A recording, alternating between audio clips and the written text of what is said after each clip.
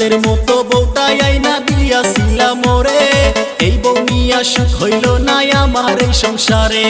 দিনে রাইতে আমার সাথে খালি ঝগড়া করে, কথায় কথায় বাপের দেয়া বস্তুর খোটা মারে। দাদা কেন করাইলা আমায় বিয়া, আমি চিন্তায় বাসি না।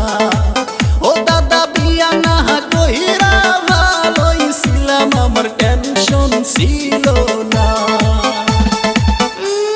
খালি নিজের ডাই কইল, নিজের ডা মশমশা পরের ডা উত্তা।